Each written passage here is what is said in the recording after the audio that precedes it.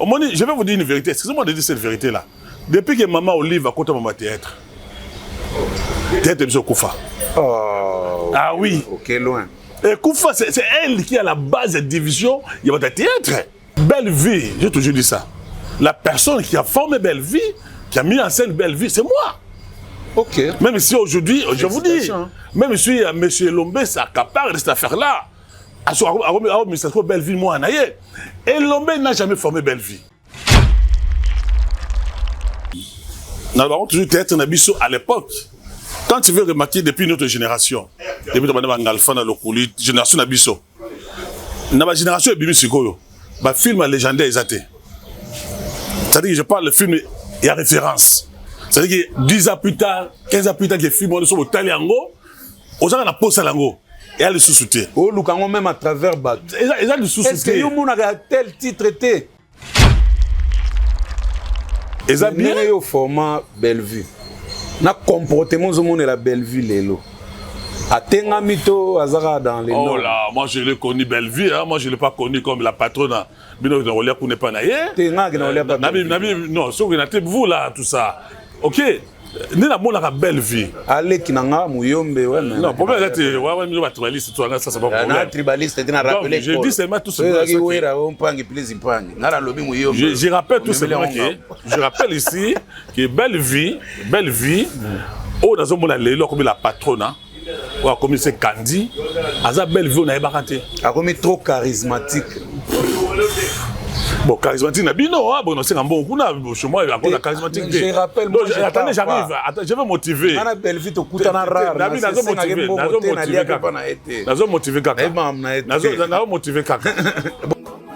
Pour bien fêter Noël, terminer l'année 2025 en beauté et bien commencer l'an 2026, confiez vos colis, cadeaux et autres beaux gestes à vos familles, amis et connaissances à Kinshasa. Rendez-vous chez Dieu Zola, au numéro 31 rue Marcadet, Paris 18e arrondissement, métro Château Rouge ou Marcadet Poissonnier. Vos envois de manière express chez Dieu Zola Express. Téléphone plus 33 1 42 55 67 33. Chez Dieu Zola. Nyonso Nanguye Nzambe. Service express. Mbango Penza. Chez Dieu Zola. 48 heures na Dieu Zola. Hôtel est là après l'obli nango. Le 24, le 24 2 minutes. Le 24, le même jour, on a 2 minutes aux yeux à Ozana kati ya France. Ozana besoin aussi la voiture na yo ekita Congo.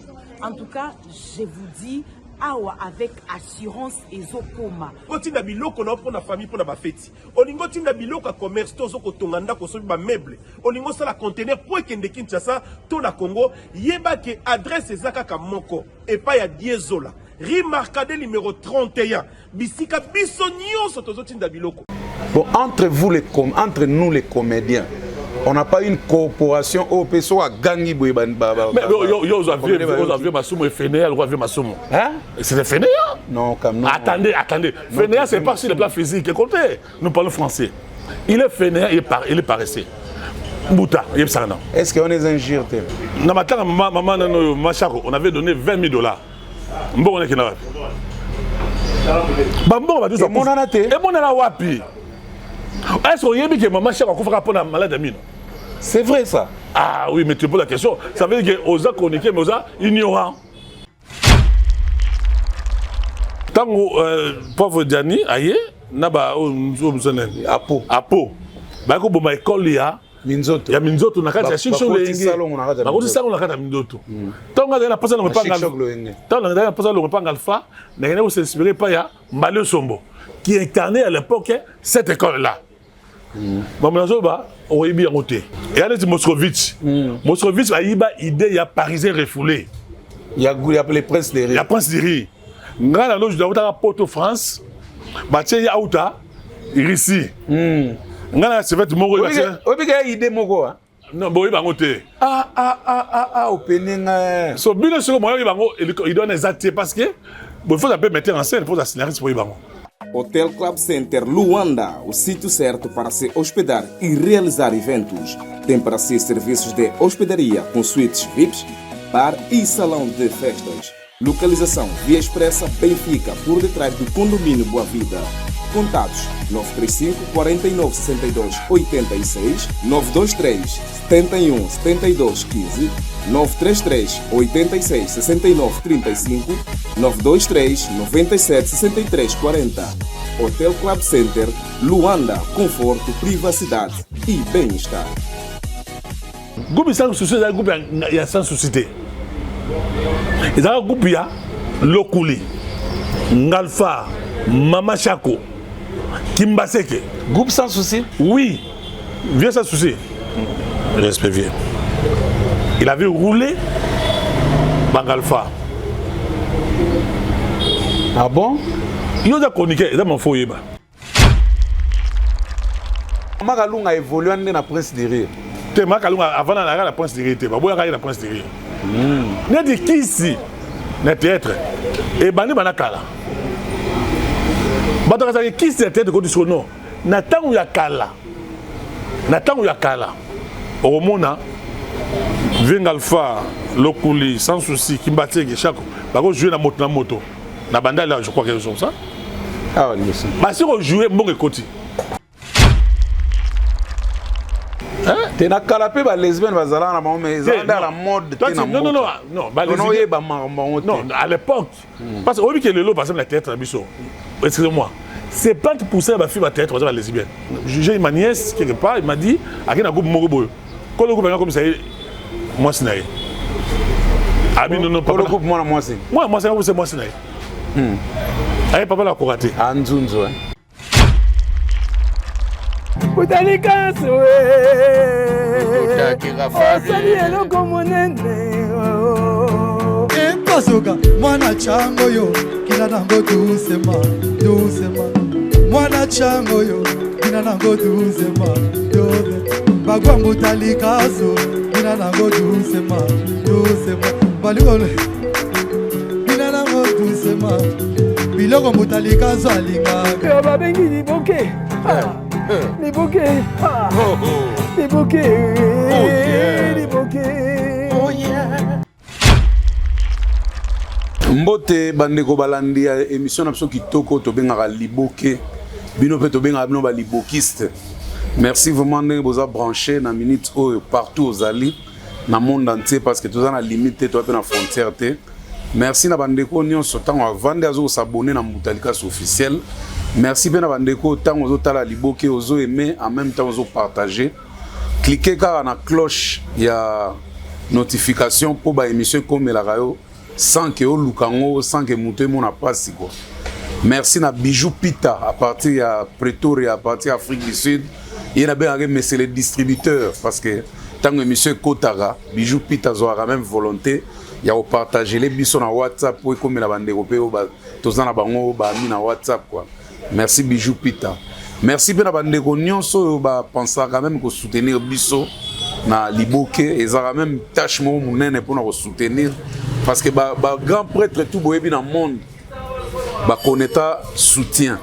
Et ça là ba joueur, et ça là ba politicien, et ça là ba musicien, et ça là ba grand comédien, et ça là ba peintre, et ça là ba art et ba sorte nyonso. So wa na soutien te et ça là net mo lioto mais so wa na soutien. En tout cas, je me vends bien. Merci na soutien à Bino. Na bandi na première dame de Libokiste qui est madame Clarisse Tanga Mouyembi Ngantebe depuis Paris na PC Bambota trop. Merci pour notre soutien. Il y a une ONG, une fondation, un service traiteur, un mamoué belé. Attends moi gauche droite pour nous soutenir. Peu ba œuvre à Batumissous. Merci na Dézola London en direct de rue Marcadet 31 na Château Rouge. Et si tu sangana tu tongaka même parce que Congolais coin nyonso na mukili azana coin na ya tongaka atoke na Mayotte au monaka ba Congolais ba na coin na ba mo ba tongaka soke na Afrique du Sud na Yoville wana au monaka ba Congolais ba na mo coin na mo ba tongaka même na Turquie soke na Istanbul ya na coin mo ba Congolais ba tongaka ba bamba on pe kombo na Bruxelles kuno monaka manana matonge et na Paris tozaba na Château Rouge so e wana on a coin on a pas désolé tout les marana quand on a mbuta lombi tout on a fort merci vraiment na bandeko merci na désolé en tout cas lelo na yambeli bino liboke moko vraiment boluka yango mais na sali recherche tina lugeli bino bengredien na lambela bino on lelo na kombo ya Mbondo de Paris. Mbondo de Paris belé bazo se rappeler grand acteur cinéaste et puis réalisateur yemo ko déterminer ko détailler biso nyonso asala comme rôle na monde à théâtre na biso ya RDC boyebi pemena ba lokuli pemena ba ngalufa pemena ba ndeko mo belé mais lelo tozo solana et puis tozo consommer liboke nae mais avant na banda na pesi na sponsor na biso Mbo théâtre légal et officiel qui est le boss Tanguy Brice Lulendo, le seul Congolais ami des milliardaires qui se retrouvent dans les Guinness Records. Na groupe LTB nae na zomo na bâti service, bâti fluide, bâti rénove, bâti énergie. Pourquoi pas ba location mituka talo. Avant na yamba Mbondo, on appelle ça mbote pour ba fongola plateau whisky wishia. Mais même si on a Willery, un rond-point Willery to mata ville on a Willery, au mon la station Kobil en diagonale. Salon Fang de Bruxelles, so côté na kati Italio, mamba 2026 ces ans. Maison des hommes, whisky toleka après tozonga. Homme, quand ta performance baisse, quand ta confiance disparaît, quand ta vie intime ne répond plus comme avant, tu n'es pas seul. Maison des Hommes met à ta disposition une large gamme de produits spécialisés de différentes marques reconnues dédiées à la sexualité masculine. Faiblesse sexuelle, baisse de désir, manque d'endurance, fatigue intime. Il existe des solutions. Ne garde pas le silence, ne souffre pas en secret. Va chercher les produits qu'il te faut pour ta guérison, pour retrouver ta force, ta virilité et ton équilibre d'homme. Maison des Hommes, un espace discret, professionnel, pensé pour aider les hommes à aller mieux. Prends la décision aujourd'hui. Reprends le contrôle de ta vie intime.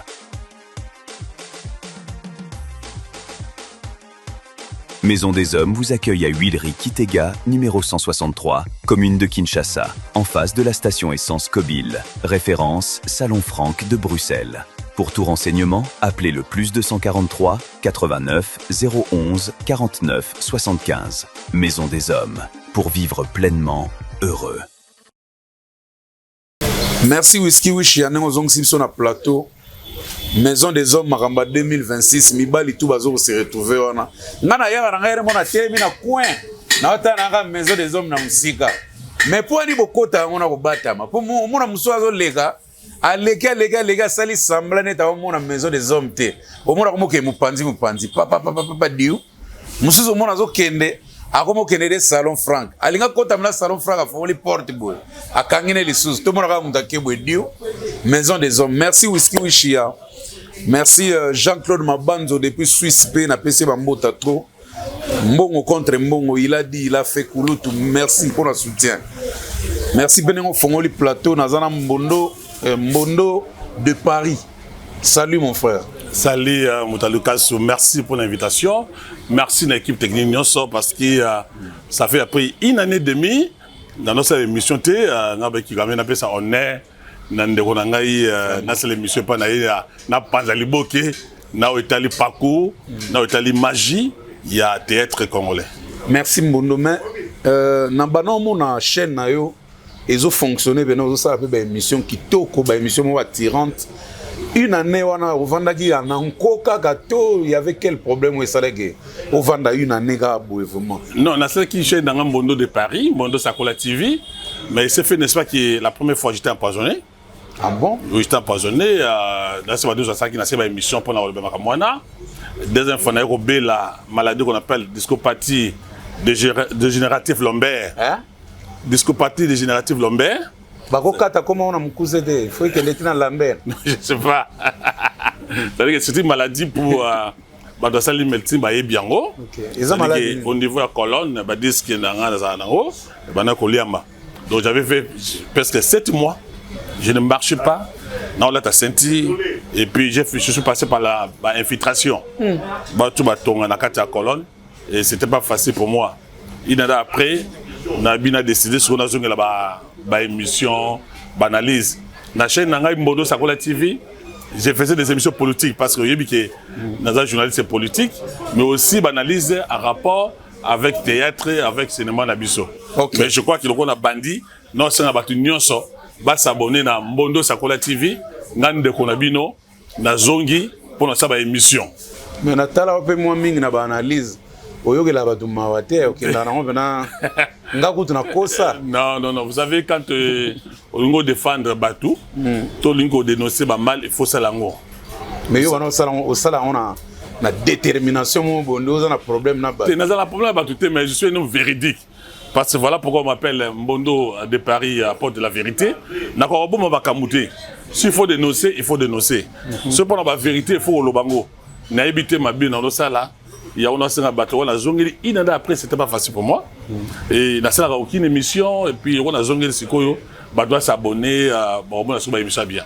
Si on a une année, on a nions. On a dit que vous observez.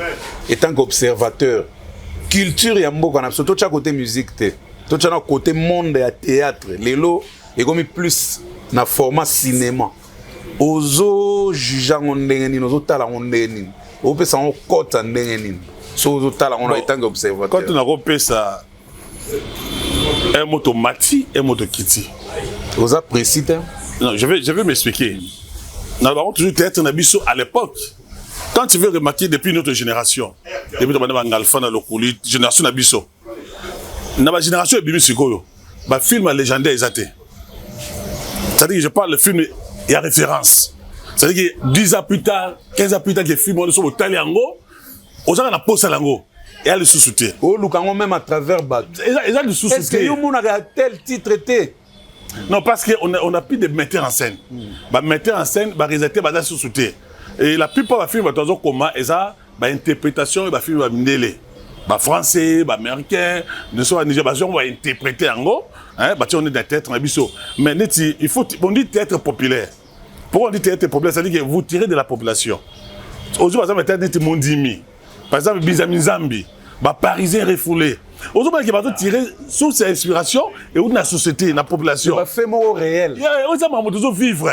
Mais aujourd'hui, depuis lors, dis-moi aujourd'hui un film, j'allais dire, ou bien une pièce théâtrale aux allées légendaires et à la société. Je ne vais pas dire qu'il va mettre en scène Bazate. Mais façon où il a retourné sous la sonnerie. On a parlé à jeunes, on a parlé à tout le monde. Non, je parle la génération. Je parle la génération. Je vais vous dire une vérité. Excusez-moi de dire cette vérité-là. Depuis que maman Olive a compté mon théâtre, théâtre de Koufa. Oh. Ah oui. Ok, loin. Et Koufa, c'est elle qui a la base de division. Il y a votre théâtre. C'est elle. Moi, je vais m'assumer. Donc, quand il est venu dans le monde du théâtre, à Bomi, à Kaboli Batou, à Teki Sogi entre Batou. C'est vrai, Batou qui est le coup de temps, par exemple. N'est-ce pas, Batou qui est dans Kati, Baye, Bazakolia, Bambo, Lango. Mais sur le plan scénique, sur le plan mise en scène, et elle sous-soutient. Notamment, ils sont mis à Poto, à qui vous avez un Poto, à Dubaï, et créez-moi division, et ça sous-soutient. Donc, voyage, qui a les autres artistes, comment et qui me sait inspiration. Et qui me sait inspiration, ça soutient. Et puis, peut-être, il y a bien, mais il y a une zonzing. Tant zonzing est côté, dans le théâtre. Théâtre peut être à plein angle, force d'angle, ça soutient. Au bien, par exemple, le vidéo, au bien, par Halloween, au bien, ça essaye. Ça, Allah, l'inspiration, l'angle. C'est-à-dire qu'on explique l'histoire à qui Allah n'a pas vidéo le temps excusez-moi, je respecte beaucoup de vidéo, c'est un bon acteur. Ah, il y a Betty Amba, papa, à Kenaï. Oh, il y a Betty papa, Kenaï. Mais moi, attention, bon, on a 4 à Bolimbisa. Bino, on a un moutozo 4 à 4 de Bolimbisa. Nazonga pas na Mogo. Mais il y a tant de bon on dit maté parce que yo côté dans film Mogo. Auto sala pour César Congo. Il y avait un script. Oh, venant to kenda to la pena. Na matière na mutu lobby to eto tourner. Oui, c'est ça, je dépend de la metteur en scène. Parce qu'aujourd'hui ma metteur en scène auto baké, bazal sous son noté. Ça veut dire tant on film, au ben dans le bateau réunion. N'est-ce pas? On explique ba monter tel les arbres tout ça. Mais c'est maman ben mutu maman aïe. Non, yo au jeu toi, avec au jeu la nengona. Telle inspiration comme improvisé. On ne sait rien, il y a mis en scène scénario. On se très bien. De perdre des kilos dans moi. Là, quand on va à l'albosuna qui ne sait pas la zonzing, n'est-ce pas, dans Sarana Baninga et pas à Armelo. Je crois. Quand je suis arrivé là-bas, je ne peux pas comprendre. T'as biso à l'époque, tu as qui n'a vieux Dani, vieux Souké, n'est-ce pas, bah réalisateur intensé. C'est-à-dire que épisode Moko, pour me tourner dans le bossa dans surtout 3 jours de tournage. Épisode Moko. Moko. Ngalfa le coulisson tellement. Le contrôle venant à la lettre. Nous avons la réalisation, nous avons la mise en scène. Quand vous voyez le théâtre aujourd'hui, bah plein moi déjà, on a plan l'âge comme on dit, au plan général, au plan d'ensemble. Azu caméra temiska boy. Boza ko jouer. Bah plein de coupes exatés. Au bas gros plan, par exemple le plan américain, et ça rassure la tête de la. C'est là où théâtre de la et comme il nous fa. C'est vrai, je félicite par exemple si la na belle vie. Oh bah ça les lots quand même sur le plan international bah vas-y théâtre. Bah comme le roi fallait na faire à théâtre. Non, bah ça fallait na faire à théâtre. Les gens ont toujours mal compris tout ça.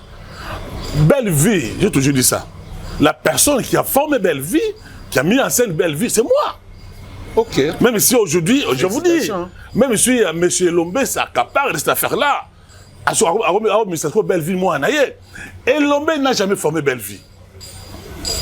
Il n'a jamais formé Belle Vie. Mais pourquoi tu dis ça? Non, moi, ça m'énerve ce soir-là. Au lieu dans la émission, oh non, Belle Vie, moi, il y a Lombé. Non. C'est énergie pour botter moi. Ça dit que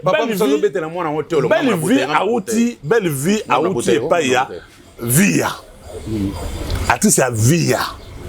A même ninga yé na si na film na ngambeto libala et puis pêche motel.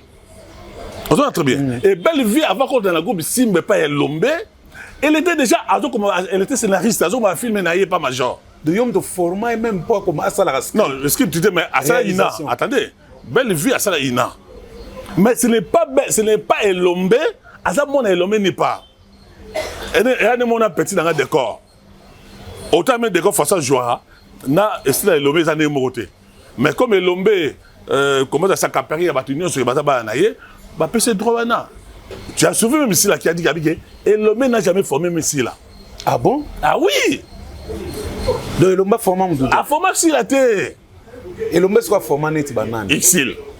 Exil péchanga. Ba meta. Ba léa. Parce qu'il ne faut pas ignorer que Elombe, monsieur Lombe, ninga zakawana, tant ça le groupe Simba. N'est-ce pas? Ba Bodo, ba Tito, ba Kaba Masasi, ba Mindondo. Ba yaka na kati ya groupe na ba papa chef. Ba yaka pas ya Elombe. Et c'est Bodo qui était metté en scène à l'époque. Et tant que Belle Vie a continué pas à groupe Simba, et l'homme n'a été plus metteur en scène. On a Bodom qui metteur en scène. Belle Vie a continué Suko récemment continué Suko. Nathan c'est les Bodo, Bakaba Masasi. Mais et s'il a s'occupé maintenant du scénario, on a tout bien. Donc c'est pour vous dire n'est-ce pas que théâtre d'Abisso et Baby, et ça bien au format Belle Vie. Na comportement au monde la Belle Vie lélo. Atenga mito azara dans les oh là, moi je l'ai connu Belle Vie, hein. Moi je l'ai pas connu comme la patronne. Bino de Rolia pour ne pas naïe. Tenga qui n'olé pas. Non, ce que vous vous là tout ça. OK. Ni na mona Belle Vie. Ale kinanga muyombe ouais. Non, problème là tu ouais nous va tribaliste toi ça c'est pas problème. Na tribaliste tu na rappelé. Je dis seulement tout ce que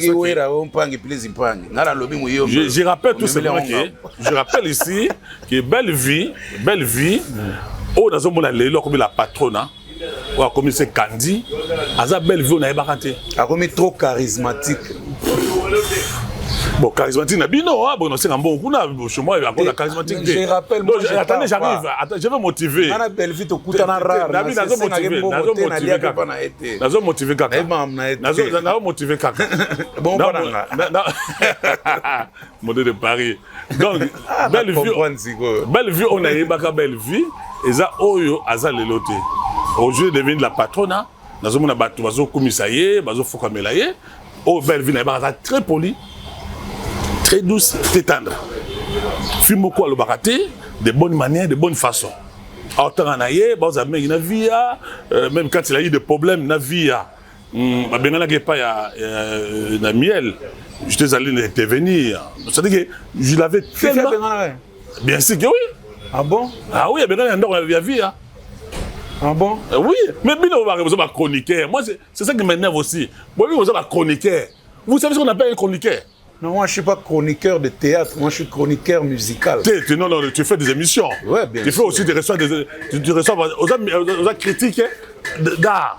Vous êtes très bien, vous êtes chroniqueur, et puis vous n'avez pas chroniqueur, vous êtes des présentateurs des émissions. Animateurs télé. Des émissions télé, si vous voulez. Parce qu'un chroniqueur, c'est lui qui fait la chronique. Qu'est-ce que vous avez déjà fait dans le monde du théâtre? Même maintenant dans la musique. Même maintenant dans la musique. Il y a des chroniqueurs musicaux. Là, on est au salon dans le monde, il y a Nino. Chronique, nous sommes au salon déjà. Attention, les Libokis, ce sont témoins. Il y a un lobby là, avec Bobby des restes. Non, attendez. Nous, quand ils ont chronique, pour vendre un plateau, on a mis Falir, on a mis faire une comme chroniqueur. Non. Chronique, il faut qu'on t'en arrête à l'Ikamboise. C'est-à-dire que vous faites une analyse, n'est-ce pas? Vous allez même dans palmarès, il y a théâtre, où il y a musique. Qu'on fait la comparaison, par exemple, la grande musique, la petite musique. Est-ce que vous faites un effort pour faire ça? Est-ce que chronique la musique pour créer la polémique inutilement? Pourquoi tu as la vie privée à battre? Et tu as rappelé cahier des charges à l'émission. Ce que l'émission a une analyse, un débat, il y a un monde.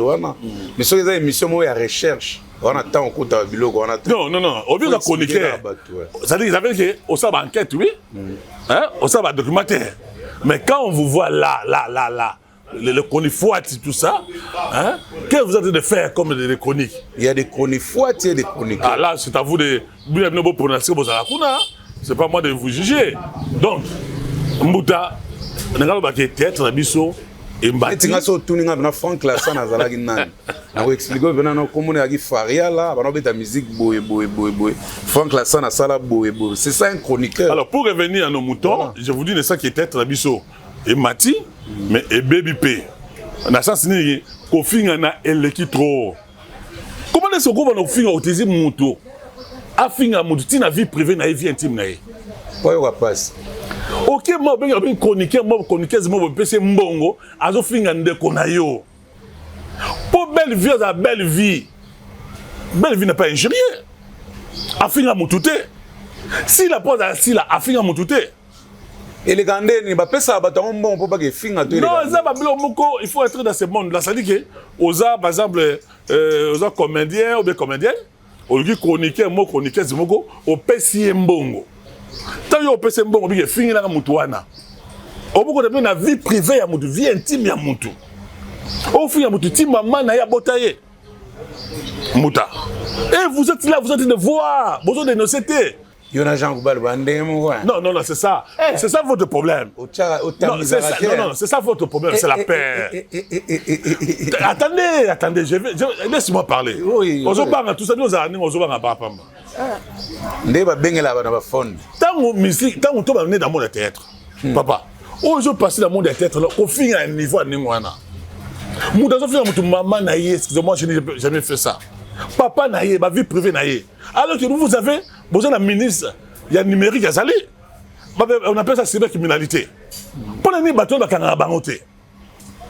Et quoi la paix? Yo va dans la poto, pas dans ça, les gens n'ingana na yo, bâton va dans la poto, t'as besoin de bâton. Pourquoi vous ne dénoncez pas ça? À toi dénoncer au tigre. Est-ce que pour les vous avez quoi fond dans motuté ou décourager bâton? Moi j'étais attaché à l'époque, il y a ça comme Inongo.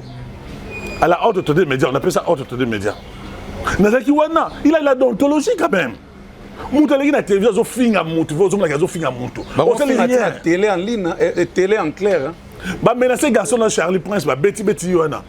Où est la justice congolaise? Ah c'est Kabona. Où est le paquet? Balo bati. Moi j'ai fait la prison sur les régimes de Mobutu. OK, j'ai critiqué Kabila pendant plus de 18 ans. Ah, tu vois la démocratie. Vous n'avez pas quoi dénoncer le comportement. Ba chronique la musique et le théâtre. Ba zo finga na niveau ningwana. Et pourquoi vous avez un poto vous autres le ningwana? Attends awa. Attends au PC conseil, attends télé. Non, même yo individu. Qu'est-ce que l'État fait par rapport à tout ça? Qu'est-ce que Bossé fait par rapport à tout ça?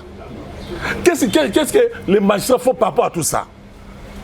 Ministre a quitté à la nini dans mon on ne peut pas se poser la question. Cette question, on ne peut pas se poser ça. Bon, entre nous les comédiens, On n'a pas une corporation au PSO à Gangi Boy. Mais vous avez Massoum et Fénéa, vous avez Massoum. Hein? C'est des Fénéa? Non, comme non. Attendez. Fénéa, c'est pas sur le plan physique. Écoutez, nous parlons français. Il est Fénéa, il est paresseux. Mouta, il est Sarnan. Est-ce qu'on est injure? Non, quand on dit Fénéa, c'était qualificatif. Attention. Je suis bien éduqué, je suis instruit. C'est qualificatif. Il est Fénéa, il est paresseux. La finité. Mouta, c'est sérieux. Depuis que Massoum est là avec sa coopération, Massoum avec sa bande, Lombe, Bodo, Ngalfa, qu'est-ce qu'ils ont fait pour le théâtre congolais? À part qu'on les lance dans Koufi, ils ont amené quoi? Non, attendez, ils ont chroniqué. Ils ont chroniqué ça, Moussa Fossa Langouana. Quand on a un bon moment, c'est pas maman Olive, et on a qui ne wapi. Et ben non, je vais rôler dans l'enterrement. On avait donné $20 000. Bon, on est qui n'a wapi.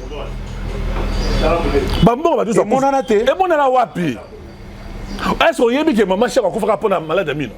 C'est vrai ça. Ah oui, mais tu poses la question. Ça veut dire qu'on a chroniqué, mais on a ignorant. C'est qualificatif, hein? C'est injurité. Ça veut dire que maman, le roi Chako a fait un coup dans l'hôpital. Et l'homme qui se prêtait être un avocat, comme si se voit comme un procureur général de la République. Maman, je vais la mine. Je ne porte jamais plainte contre un sujet. Là, vous trouvez ça normal? Tolobate.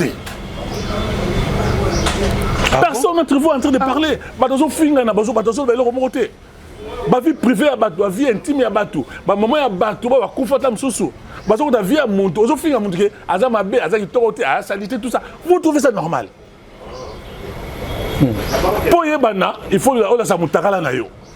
C'est tout sexe, t'as vraiment un succès. Non, bino de ça, Moussala wana, bino kolobanga, ite, donc ça dit que c'est pour vous dire ça que dans le niveau de moutaka na yebi manaye, à mon normal, bah parents bazali, bana bazali, batozali, vous trouvez ça normal vraiment? On a sali constat, soit moi si gars va publier sex tape na ye, kalaming te mona komoke ba Dubaï, à sombe Jeep, na kompona. Bah mi pekala ope ya mabaku ya sodan. Ah, wana yo. Non, je vois. Ah, les juges point. Donc ça dit que au moins, par exemple, le corps d'une femme, c'est sacré. Non, ça ne parle de choses sérieuses. Nous sommes des bandes, nous sommes des Africains. Moi, c'est pour ça. Mais tout le monde a des réseaux sociaux. Tant que vous publiez. Avant, il faut faire ça. Moi, ce qui me fait mal, c'est quoi? Obi Mbouta, Obi nous a pas sani. Et ça, Mbouta, ça, les vidéos à la télé. Mbouta publie en gros. Mettez-vous à la place si c'était votre sœur. Votre sœur, votre femme, votre cousine, votre copine, tout ça, bah c'est le niveau, on va réagir comment? Pas si on a ça la moto. Pour quelle raison? Pour avoir besoin de $1000, $500. Yo pas si gars pour mon nom non, ça passe à nous. Non. Attendez, le corps d'une femme a toujours été propre. Ouais. Naturellement, moi, c'est toujours la partie la plus propre chez la femme, c'est son corps intime. Mais le problème, ce n'est pas à ce niveau-là. On a publié la moto. Pour les nids, pour les stationner. Apparemment, non, normalement, l'État va punir ça. Normalement, si les plans de droit, aux yeux la moto, au public, c'est va fonder au kangayo. Ouais. Il peut aussi être à l'aise, puis au normal fait. Vous devez dénoncer on a surtout la diaspora congolaise. Beaucoup na poto kuna polo la vie pour la famille na bino. Mais beaucoup na polo finga entre vous. Est-ce que les Ouest africains peuvent faire ça? Les Ouest africains. Non. Ba finga na niveau la bino na te? Non. C'est vous. Tant que vous influencez bango. Ah. Toi tu peux imaginer Moussaï avant de finir maman na yo. Maman a couvert sur banakal. Maman ça la rire, ça la théâtre té. Maman ça la musique té. Ok, maman a bien ça le côté, papa ça le côté. Bazo fingaye. Là il faut applaudir ça. Non. Où sont les magistrats? Hein? Et puis t'as la main fort Babylone. C'est ça les baisses que vous avez créées. 100 000 vues, 80 000 vues. Vous savez que nous avons ce qu'on appelle les fonds de promotion qui tirent.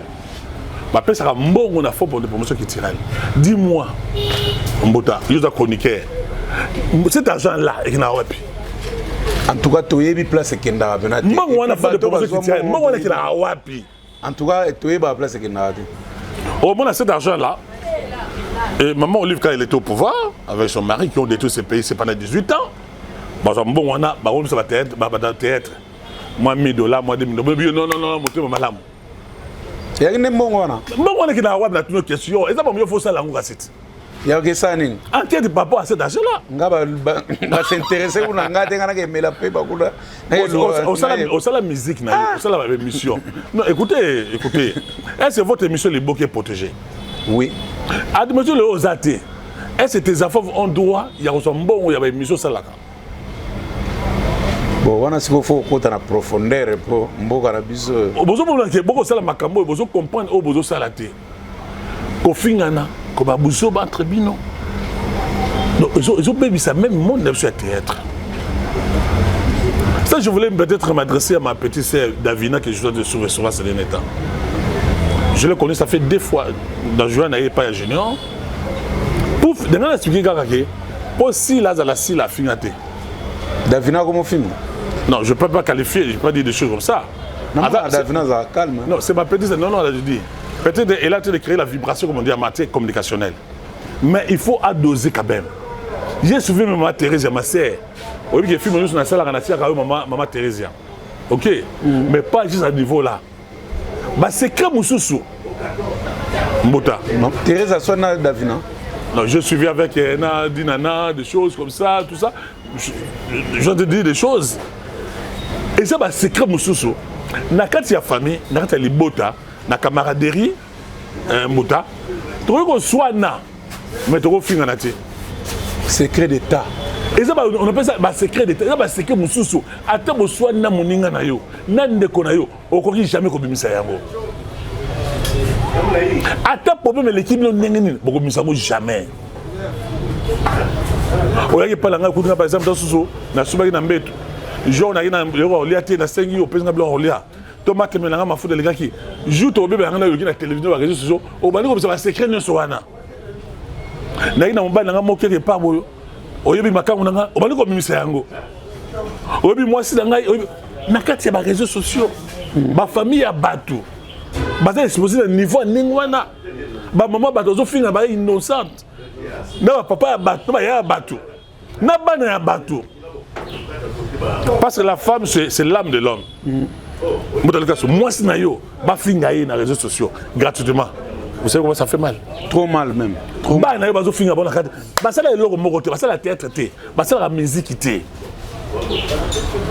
Ni ko mutu so finga maman a fallu. Afinga papa a fallu gratuitement. Mon ada c'est ça fallu. A mon la kuta ngote. De fallait rien après. Maman fallait ça mon ya bandal. Attention, fallait aussi habiter au na Barumbu.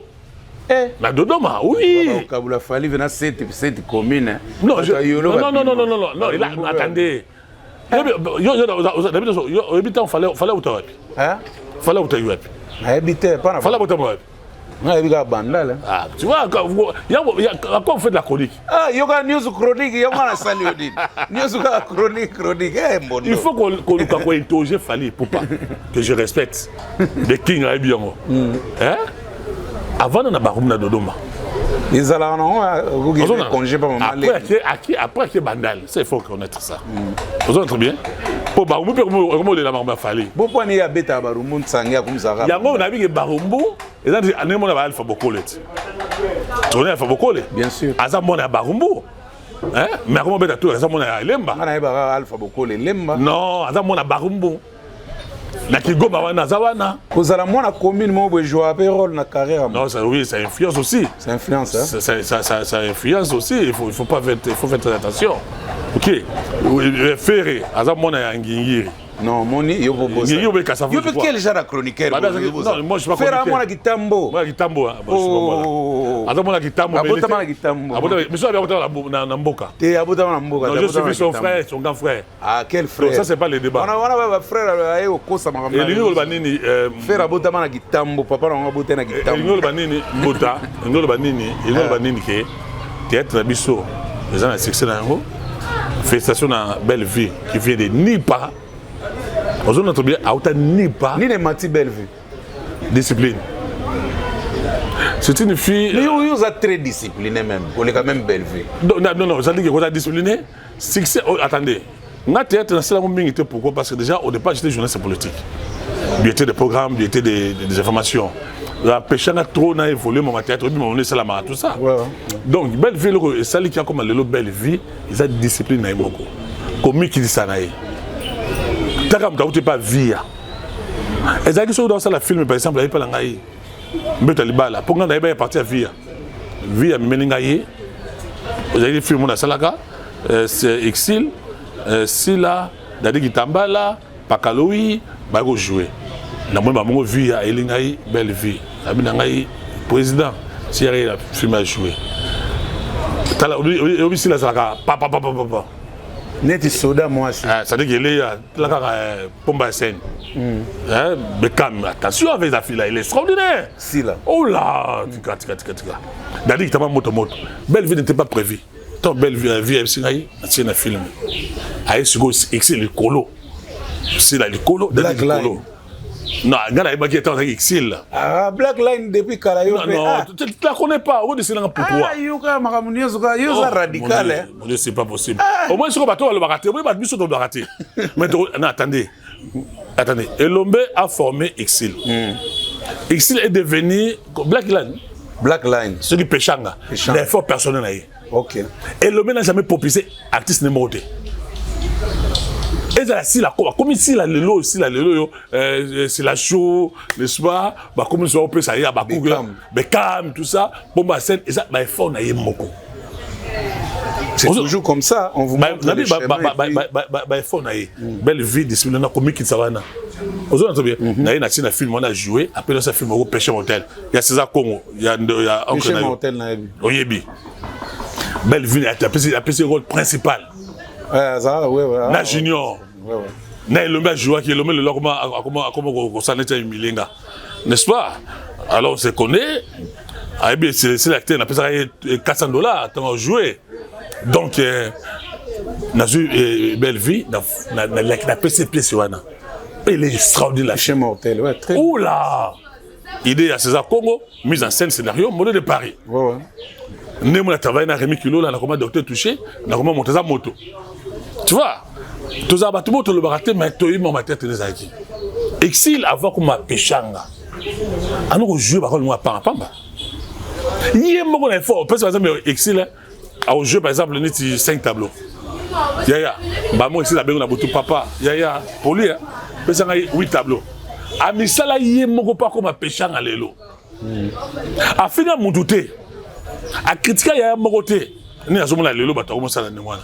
Taka belle vie outi ni pas aye, ba Yaya bazali a mikolo basala. Yaya a dossé bango a se confirmer lelo. A commis belle vie. Bravo à elle. En tout cas, bravo à elle. Bravo.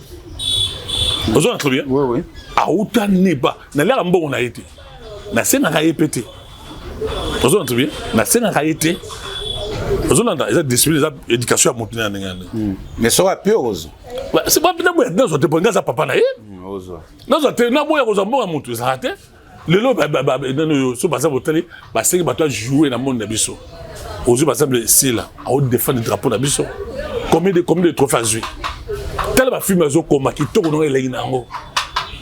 Pourquoi on était na biso ko pesa monto à jouer par exemple sorte si là a nommé par exemple ambassadrice il y a Ketina biso. Pour na ko sala ngote. Pour na nini nano yo buta. Batunu su ba kufa. Ba musiciens ils ont toujours été honorés. Ba zo ba venu ba pesa bango. Mais dans le monde du théâtre, Balokuli, Baboki Ngalema, Ata veni mo fali ata balabala moko. Ata komba nani ya bale mondial. Ata balabala moko. Olobi vérité, olobi que dans le monde du théâtre jamais on ne respecte pas. Namboka qui va venir au coin moto rond-point.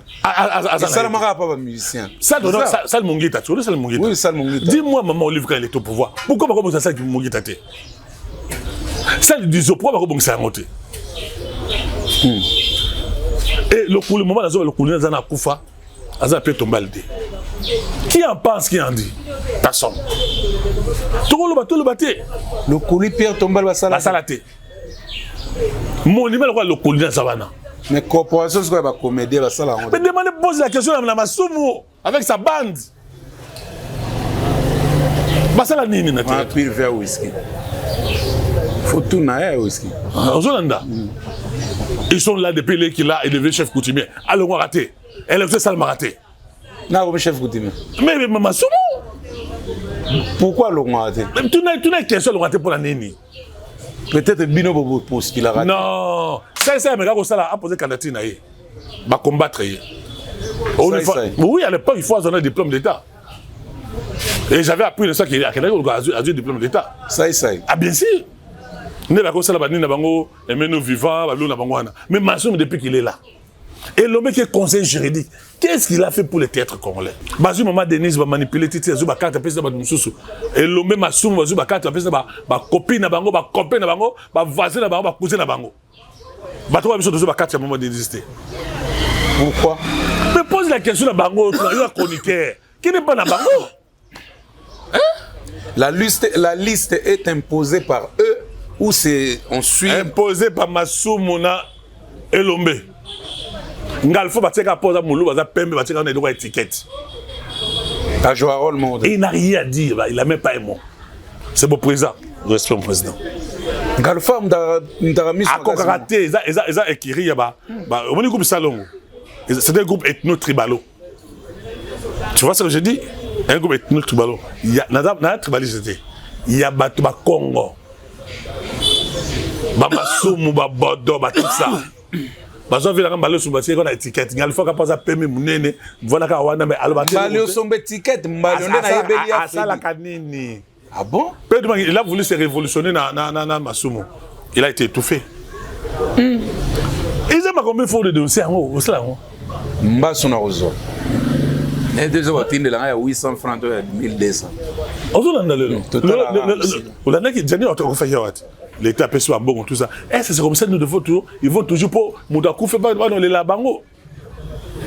Maman Denise, c'est maman Denise à l'État. Ministre a quitté c'est la Moussani.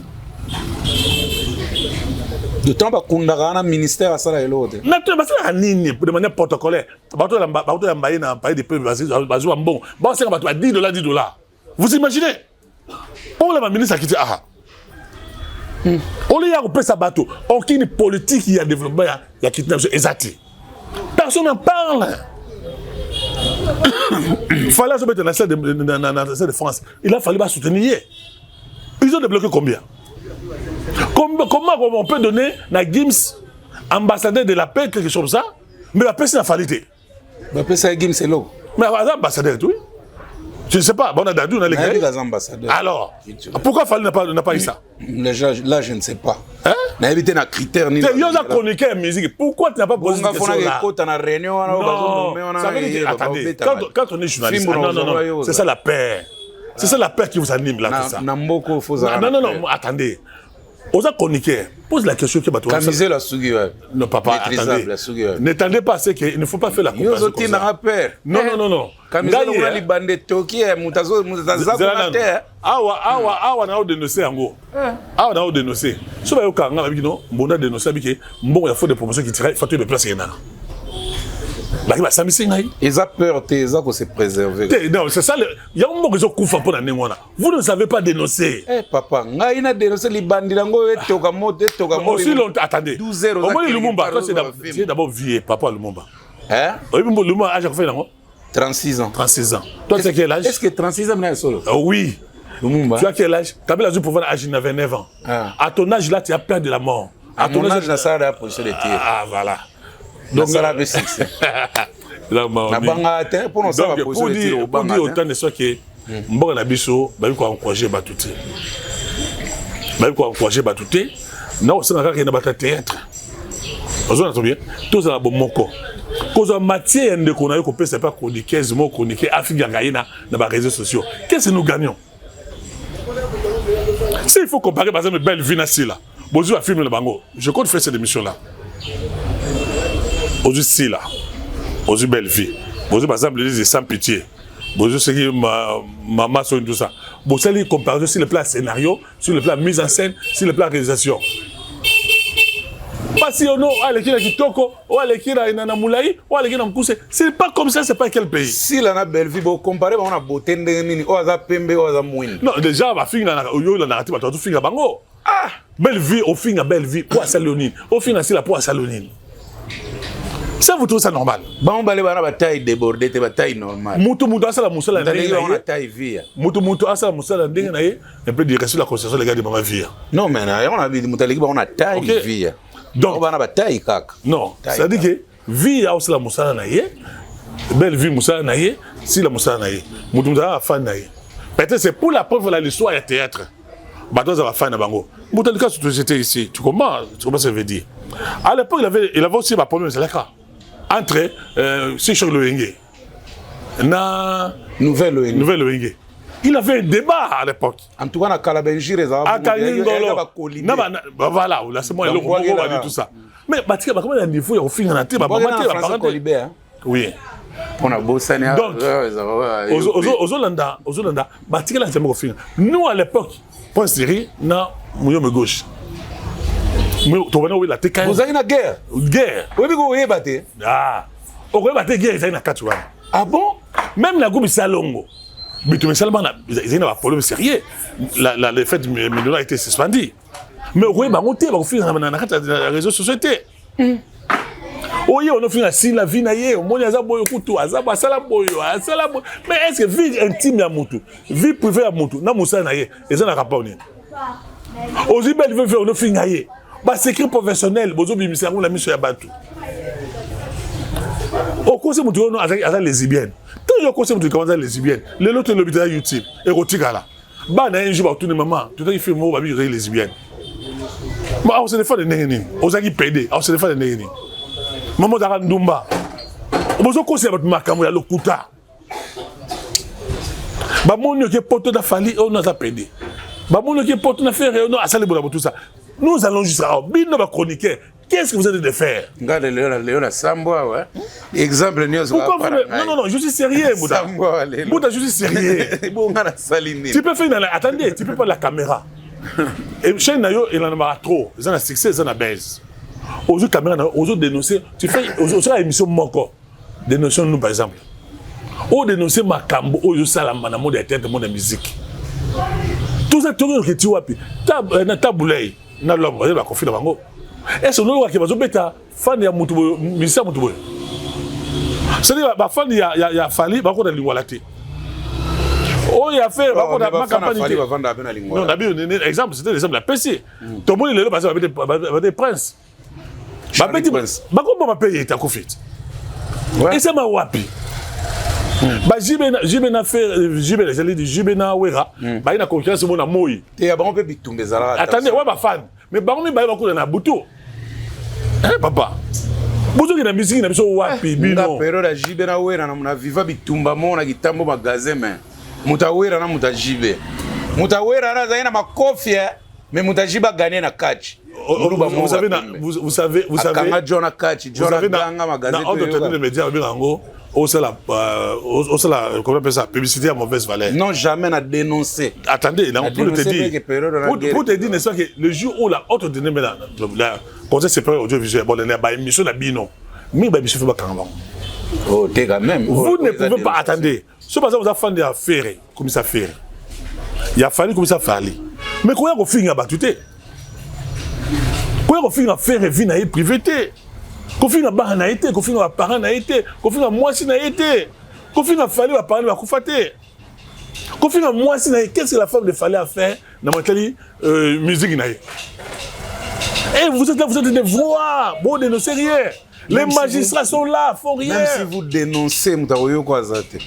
Et comme vraiment plus qu'un virus. Donc, il faut vous avoir le courage il y a qu'on dénoncer. Comme le monde a fait ça, comme Mouzé Basalango. Mouzé qui est en rébellion, il a un âge. Pas plus de 20 ans. Bazana courage. C'est ça qui nous manque aussi. Même pas 20 ans, mais quelle rébellion. Même pas 20 ans. Moi, 18 ans ou 19 ans, quelle rébellion. Kabila a eu pouvoir, 29 ans a eu pouvoir dans beaucoup. Mais ce que biso le lot a dénoncé, toujours bangaka, bakanga dans la prison, ça tout ça. Mais si c'est quand, ba na biso bénéficier nini. Ba tous les parents bozaka wana. Qu'est-ce que vous avez fait? Attends, vous avez wana. Si le bateau va dénoncer avant biso. Il faut même mourir avec l'honneur. Ah pardon, mourir. Vous entendez bien? Malama Koufa na honneur mona aujourd'hui Lumumba. Tout le monde a parlé de Lumumba. Ah ma Koufa ya mona pas c'est essentiel accueilli.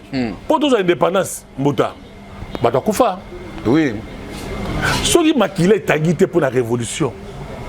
Et l'homme a l'homme salamati. Bien sûr, bien sûr. Nous devons révolutionner les choses. Tout de nous c'est ma béo salama. Qu'on figue les qui trop dans monde de la musique. Ou bien monde de théâtre.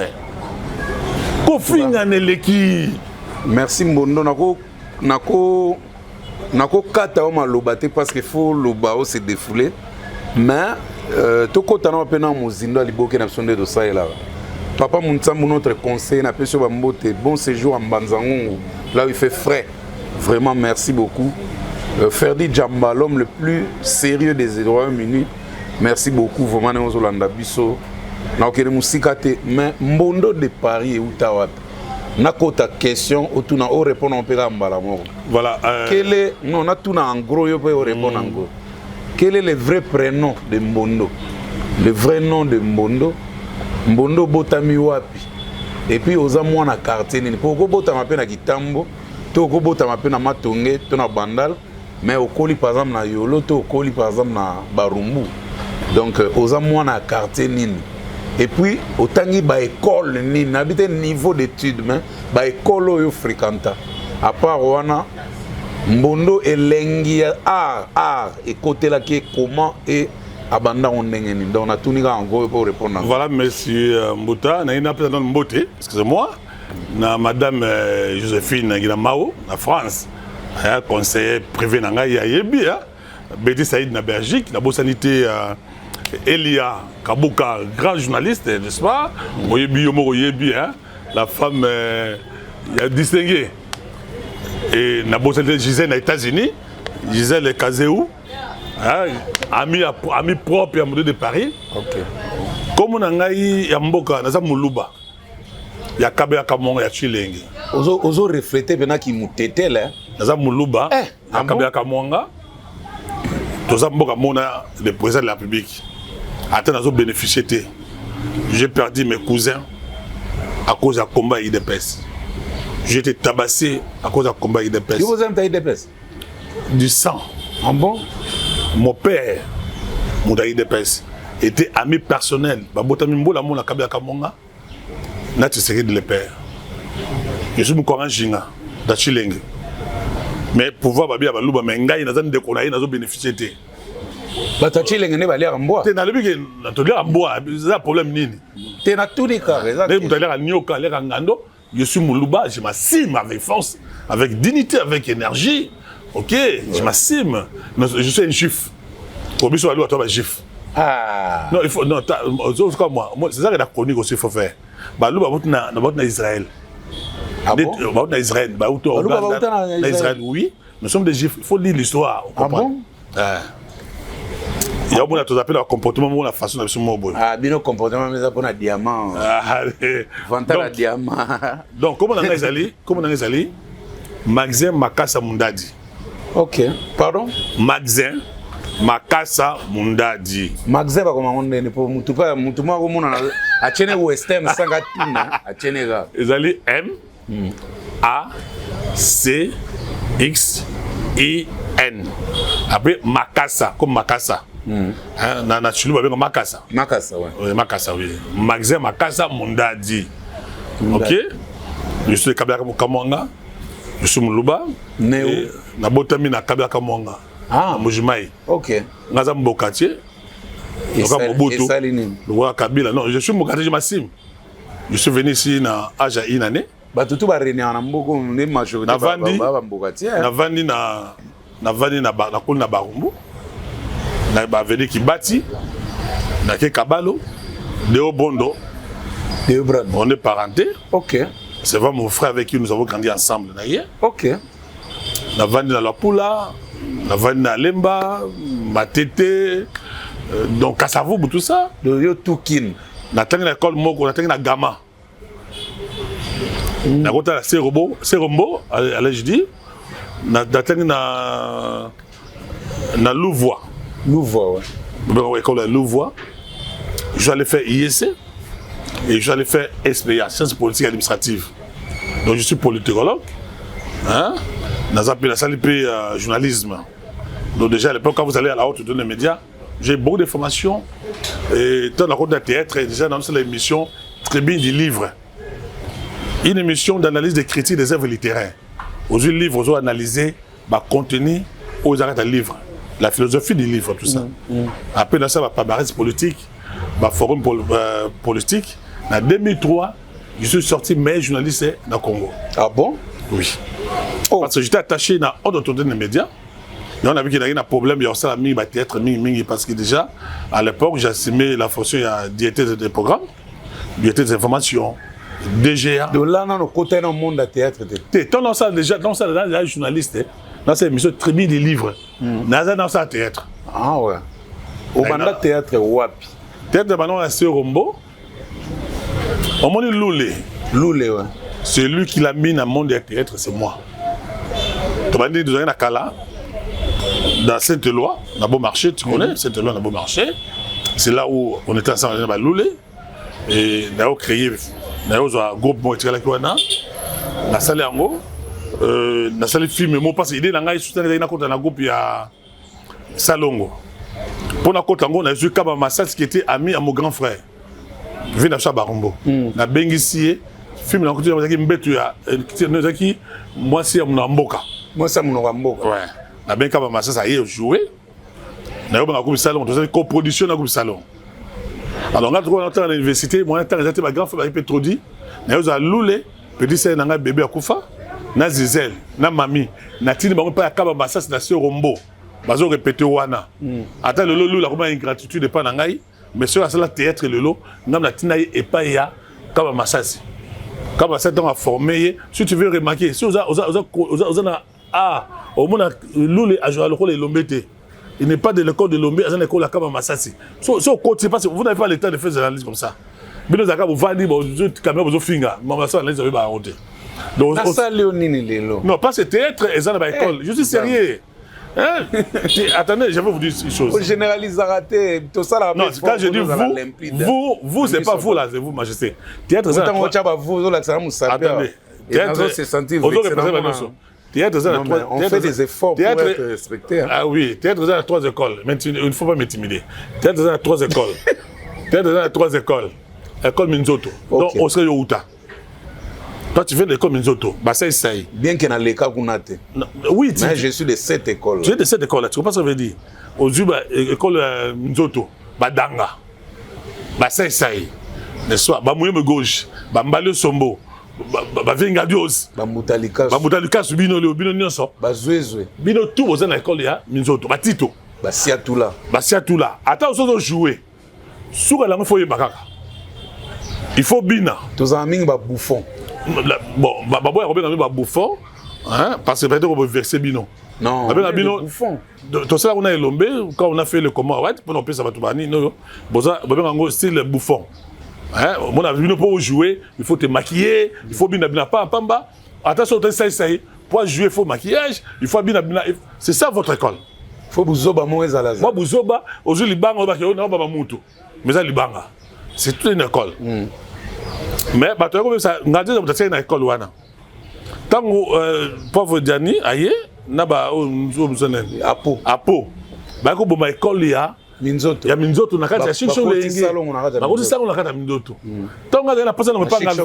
Tant que na pasa le repanga alpha, na ngene se inspirer pas ya Mbale Sombo qui incarnait à l'époque cette école là.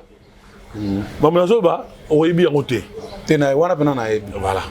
Tout ça deuxième école ya Maboke Ngalima, Salon. Ah donc Salon est dérivé école à Maboke Ngalima. On appelle ça école, je parle d'une école. Tu comprends ça? Bien que ça mission au Tchakala. Ba utaka na groupe Nzoi. Na ba maman Nzita. Ba une école Nzoi, ba na groupe ça Salon. Et ça la vie na mission no Kimbaseke. Parce que Kimbaseke na format ba machako attention Kimbaseke abana na Maboke Ngalima après Nzoi. Non, abana na radio.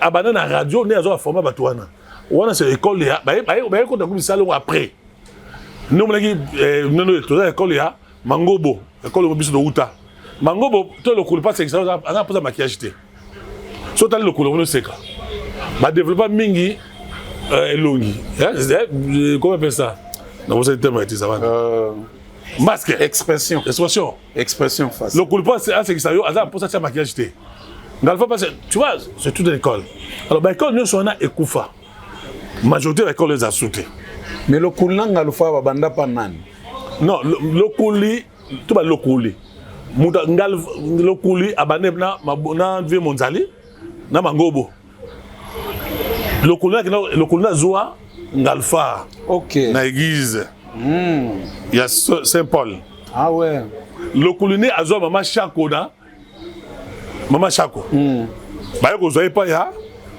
Kimbatseke pour mama Chako na biso pauvre Azara moi ça vient de ceux qui me battent. Ouais, ça tout le monde le sait. Tu connais l'histoire. Oui. Sans souci, il vient de l'école il y a Nzoïté. Non, mais l'école, je parle l'école. Au moins le style. Donc ça soit jouer, il faut tu ailles bas. Bouffonnerie. Oui, un peu ça. Kimbatseke peut bouffonnerie. Alors, nous soana. Nous soana. Bino ba chroniqueur. Il faut que ça analyse ba école wana. Boye ba bossa ba recherche par rapport à tout ça. Mais bossa la rangote.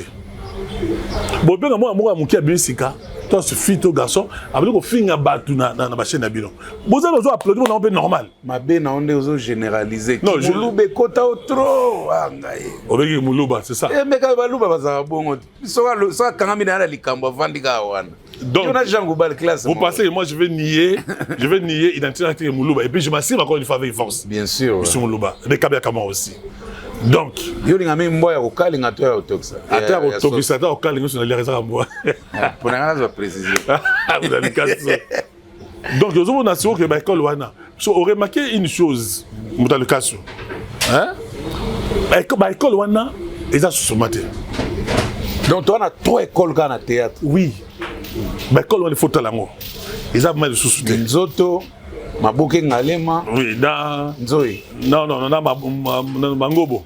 Ah, Mangobo. Mangobo, vous savez qu'il y a la télévision. Kimbase qui n'a pas ça. Un groupe de Nzoï, a même un groupe de Salo, Basala, puis c'est un papa pasteur. Et ça, l'idée, il y a Kimbase qui. Ah ouais. On a trouvé. Mangobo Bazar pasteur. Oh, Mangobo pasteur. Depuis Peter, le groupe, c'est le groupe de Zambi. Ah ouais. Et il y a Moscovitch. Moscovitch a eu l'idée, il y a Parisien refoulé. Il y a les princes de riz. Il y a prince de riz. Dans la loge de Port-au-France, il y a Outa, ici. Il y a ce fait de Moro. Il y a idée Moro. Non, bon, il va monter. Opening. So, bien sûr, il doit les attirer parce que il faut un peu mettre en scène, il faut un scénariste pour y aller. Ouais. So on a filmé ça wana. Ba Kosovo, ba film Bangladesh, ba do sawana. Ba bloc on a essayé de sauter. Kosovo on a des théâtre moro. So joue total moro. Moulès a su idée à poste à New York à Sali Jojo Moulès fils des Amunga. Fils des Amunga. À fois il a poste pour Yanino à Yibiango. On très bien. Donc ba bloc on a essayé sur le théâtre la biso.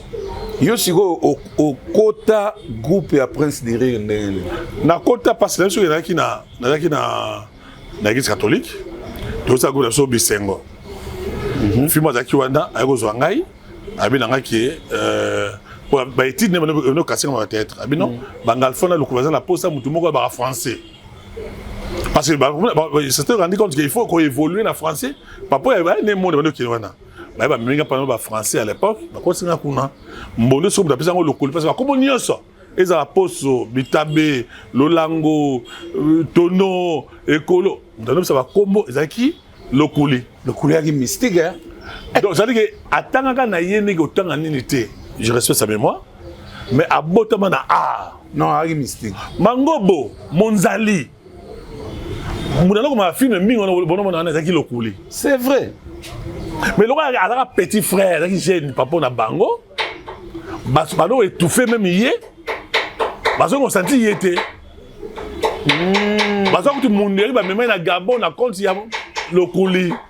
Tikolo baboeko. Voilà la histoire. Parmi les influents il y a groupe wana. Ezela nan. Tant le couli batia le couli. Mango batia mangobo. Monzali bakina poto basala ni Nani Mangobo Monzali bakina poto basala nini bisala lo basala ah ba komaka participer na ba disque non parce que ezaka ya bangote na bakila te Prince Diri Ngalfa na lokuli depuis que lokula kenda qu'est-ce que Ngalfa a fait d'extraordinaire na Santara sous chaleur na non comment yo da chroniqueur faut y ba mambwana lokuli akenda oui qu'est-ce que le Prince Diri est devenu on dirait leader à Kenda lokuli akenda na bureau na union sanzoto et le roi autorité morale à Kenda oh Ngalfa qui nzuzu avec courageux bani tout ça mais eloko ya nzoto ya Prince Diri donc qui c'est ya Prince Diri ya Prince Diri c'était lokuli ok je reste mon président un grand metteur en scène et grand scénariste yé dans ça que na ba pièce belé tono moné là non ça dit que ça c'est que ba scénario ba no sala ba moko oui bi tono non alors beta filage tia avec la pink boy ezaki bango moi mais na Prince Diri na Prince Diri bato ça m'a séqué moi j'habitais à Ngingiri dans une répétition 20 minutes après répétition au côté pour vous tourner épisode moko répétition de un mois est-ce que va ça sur ma répétition à part c'est ça Congo à soirée système ya ma répétition ouais nazo formé bango na Milano na Barumbu ouais na ba belle vie bazo ya wana ba mie bazo ya wana ba Deborah bazo ya wana Caleb même de Deborah a joué film moko ya ngai passer peu à Lovaka et ça ba histoire éviter au bon a dit ba vie de loin à haute école ya venga Dios ouais un bon acteur de Minzoto école Minzoto tant que ça là Kilimanjaro tant que ça Kilimanjaro ngana zana et pas ya nano producteur biso Eman Kaba na Placide wana ba Pakalowi ba Sarah ba Visa baza ko na galerie présidentielle ngana za déjà attaché de passe kuna na pas banga le lokoli bon so lobi bo awa na Congo pour baba nga ba respecter il faut avoir l'argent na toute la question on a profité d'être on a plateau merci Mondo pourquoi Prince Diri ezalaka na sponsor tende dono mona Chic Choc Loyenge nde dono mona groupe Salongo nde dono mona ba nouvelle Loyenge mais Chic Choc ke Skol nani mangwa na nouvelle Loyenge Primis tozaka na Braliban ah bon to na Braliban zo futa mbongo à l'époque to na Kanakin après c'est Kanakin ou bien après c'était Kanakin mbongo bango bazui ba futi ngafala lokuli ok mais na mbongo wana mon président Alpha avec beaucoup de respect nous bénéficier d'un côté ezaki ya bango parce que les statuts ya Prince Diri le que ba bien à partir de Ngalfa na lokuli c'est vrai nous on était considérés comme des collaborateurs ba tout batanga statut non Ngalfa yaki nango lokuli raté Ngalfa yaki nango to la français attends on a français venga chic avec la français et Sili interprétation nini mais il faut l'interpréter attendez ça m'a coûté trop cher à Prince Diri parce j'avais compris ne sais que ne trop qui na bateau na to bénéficier absolument rien et ça là on a bango bah ça là on a bango tant station le couleur n'engé moko na groupe sans souci groupe sans souci ça groupe il y a sans souci et ça groupe ya Lokuli, Ngalfa, Mama Chako, Kimbaseke. Groupe sans souci? Oui, viens sans souci. Respect vieux. Il avait roulé Bangalfa. Ah bon? Il a chroniqué, il a mon faux yéba. Il y a un yéba. Tant on l'a. Bah non, je vais vous ça, bah dire va jouer. Viens sans souci, na nenge na yé. Hein? Atie bandera remis sans souci et consort. Le Koulasili qui a dit non. Comment il y a un combat sans souci, c'est un groupe d'angaté. Mais le groupe en tant que banda, comment on va jouer? C'est pas je regarde comment jouer. Il y a un groupe T. So, viens sans souci, il vient à Bango. À rouler Bango. À monter banderole, à ce comme on a eu. N'est-ce que le collaborateur qui a joué, qui m'a dit que Ngalfa va jouer. Na Mama Chako va jouer Kuna. Ce qui s'est passé, c'est quoi? Tu as vu Kuna? Ngalfa a bien moi c'est avec sans souci. Pour vieux sans souci, moi c'est associé à moi. Na mamba groupe. Batanga babino groupe ezaya sans souci. Ne a changé comme groupe nini sans souci. Mais au départ l'idée c'était pas comme ça. OK. Bon assuré na biké. Siko groupe na bino. Le prince Thierry de Ngalfa le coulé. Il y a bango mi balé. Il y a bango mi balé. Parce que c'était bien dit au cas de dissolution Ngalfa na le coulé va bénéficiaire. Biso da conseil va collaborateur. Il y a un moni on appelle ça carte T. Il y a un statut en français. La français. Ah, j'avais contacté mon avocat à l'époque. Il dit non, le col là, bah, on peut carte d'identité parce que quand vous avez une carte d'identité, preuve juridique, bah, on peut s'habiller sur un côté. Il y a une prince d'Iri, donc il a droit que nos jeunes n'ont pas comme souhaité. Même Placide producteur, on a droit qu'on soit un producteur. Yo on a producteur nini. Donc tant banzonzing et bandi prince d'Iri ils ont un producteur dans un moko. Placide. Ah bon? Et à l'époque, nous sommes nous, c'est vous voyez comme des professionnels. Maman Kalunga n'a pas joué qu'on a rejoint. Tu comprends ça? Parce que le Koulingalfa, c'est vrai, on trouve grand. Pendant ce temps, on va jouer. Ça a fait succès. Il y a l'Iwa. En tout cas, là, vraiment coup de chapeau. Il y a l'Iwa. Tant qu'on va poser, on va établir, on va succès, n'est-ce pas? Oh, dans mon avis, ça m'a sauté.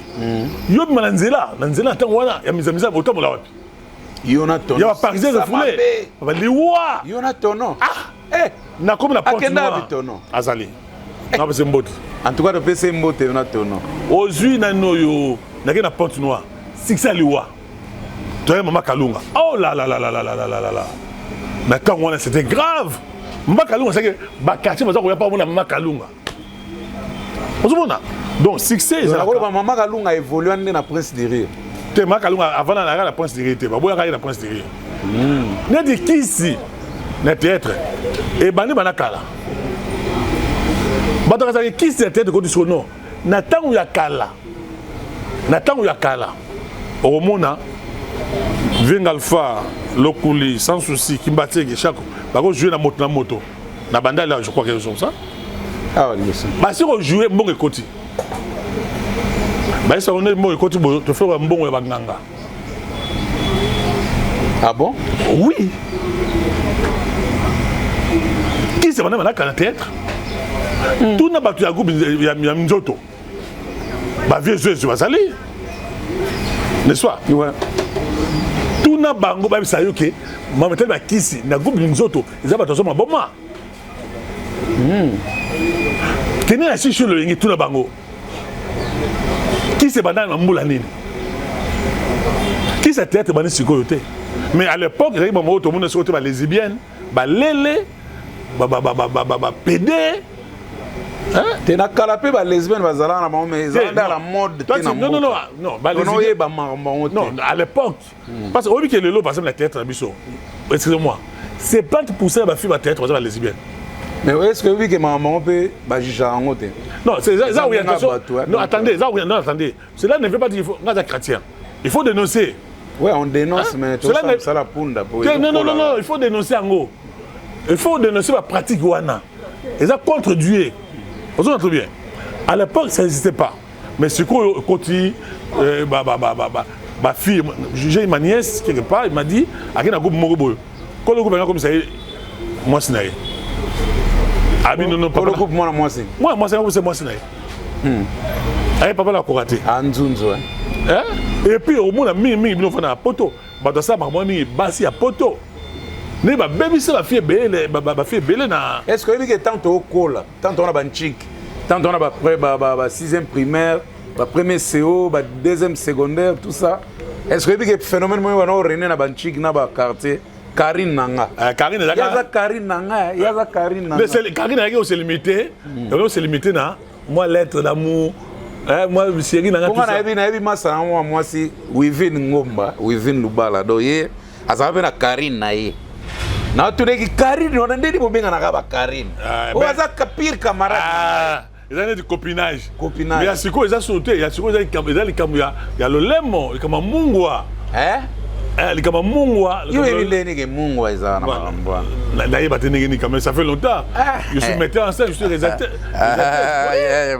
bah ça peut ça fait condition logique ezalaka te bah ça fait condition mais non avant jouer il faut na ko biso moi silanga pour à l'époque ezalaka à l'époque bah président ba groupe Mizaki moi la moisi avant ça la théâtre parce que rôle la bien il faut demander président président si ça peut se la metteur en scène metteur bah toi théâtre bah sont pas musicien je sais pas à l'époque c'était comme ça hein ça dit au monde que je Mikolo ba basi ba dénoncer mon basa ba droit de NES ba la basi ba dénoncer ma basa on peut ba président na singa ba ba ya pa la ngai ba pesa ba kuba président to funda bango mais mingi ba bima pe bongo ah c'est ça ba ça qui privilégié président bimi ba ça que faisant ba dans ça rebelle donc bleu on est BBC pe monde ya théâtre na biso mutobo baka mo banga ke satini mo na ngai akoma ndumba ozona na ti mo sanga ba comme c'est lele moi na ngazo ba kisi mo comme c'est PD Bondo et bomi théâtre quel est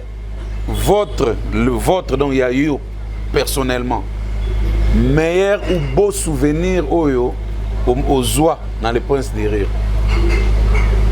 nabi physique te nabi souvenir gak bon souvenir na ko loba souvenir na zone à Prince de Rire meilleur je suis Mbondo de Paris oyaminga pour na Mbondo de Paris ça veut dire que ngalfa na lokoli basala ngai na ko malelo azalelo souvenir zaka mbongo te bongo mbongo aussi là mais le fait ba créer ngai dans sens péjoratif ba inventer ngai ba bimisi ngai na Mbondo de Paris lelo na tambo ya mbongo ebele na zo ba cadeau ebele ba poto Mama Zozo de Inde ton a bela qui dangi empoisonné il m'a envoyé ça maintenant moto boka moi bon c'est les gars na temps no ah aussi utiliser en temps non na bi moi attends te pour la jalousie si la eko tala ngai apesa nga mbongo ba dans so mbongo ebele na ningi ozo to bi baba kama be mutu te belle vie on kabanga pe nga mbongo trop à l'époque Nathan a bela na clinique muta tala nga hérité Watanabe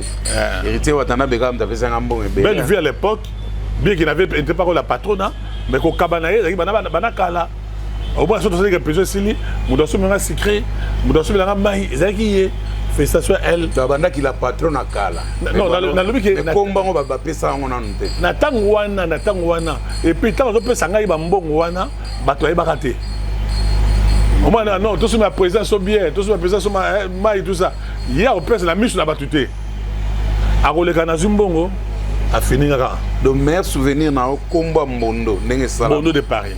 Ok.